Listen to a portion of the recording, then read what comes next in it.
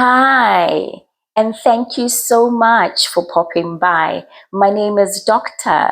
Rita Pobalozwi, and you're most welcome to this conversation today. I was just reading the editorial comment in this week's Botswana Guardian, which is spotlighting the fact that media freedom in Botswana is being compromised. Specifically, what the Botswana Guardian editorial is highlighting is that President Boko and his entourage are no longer addressing press conferences, or they have ceased to hold press conferences. What is interesting is that President Boko will attend and facilitate for Kgotla meetings and business meetings, platforms from which he can control the environment, settings from which attendees will rarely disagree with what President Boko has to say.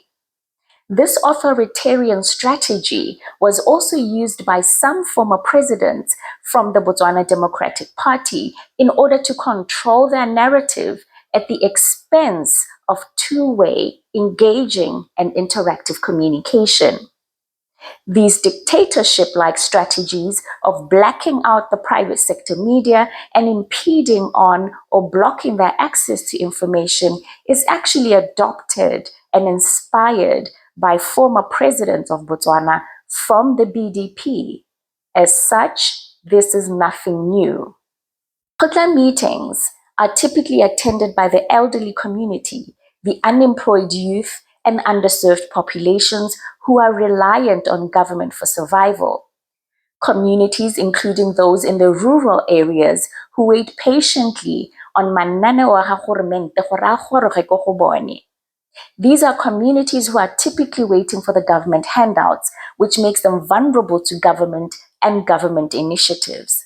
That is why mahuku othe a kgotla a le mante, ka gore ko kgoteng mokgwa a teng re ela go dumelana le baeteledipele ba gormente o busang, to reach a consensus with the current leaders, not to problem solve. The same applies to business meetings, which are facilitated by President Boko and his office, or business meetings which have the president in attendance. It is rare to hear a business owner speaking against Boko's position because companies in Botswana are like the elderly, the underserved, and the rural communities. They also depend highly on the Botswana government for survival. Business owners need government contracts and partnerships. They need various permissions, licenses, and authorizations from government departments in order to conduct their business in Botswana. Therefore, even if they don't agree with the president's values or propositions, they will not voice that out. It's a business survival strategy. What makes the situation more precarious for businesses is the fact that Botswana is a very small population. The Botswana government knows who you are, where you are, and what you're up to. And unlike the industrialized nations in the global south, such as the US and the UK, where populations are larger, where communities are more empowered, and businesses are much more independent, the Botswana government is an extremely influential facilitator when it comes to business and how it is conducted in Botswana.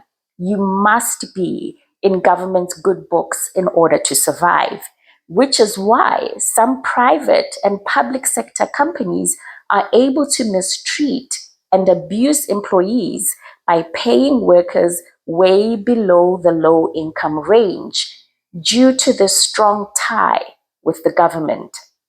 And as was common during the most recent BDP-led administrations, private sector media is usually punished harshly by being blacklisted, sometimes through the seizing of advertisements, if we do not endorse government positions, if we don't report the good things about the ruling party. Which is why businesses and companies in Botswana may find themselves having to delicately negotiate the tensions between the government and the private sector media. When President Boko came into power, I created a clip on this channel, the link of which I will share on this post. This was a clip I created a few weeks after Boko's administration was elected, at a time when I was hopeful for the private sector media, in particular because I knew why they had a strong sense of ownership over this new president. Boko was a man who kept private sector journalists awake at night, needing them to cover his opinions and issues when he was in the opposition. Alrighty, my friend, I thank you so much for popping by. I hope you are having a lovely day where you are, but most importantly, I hope you are having a healthy day wherever you're watching me from. Bye.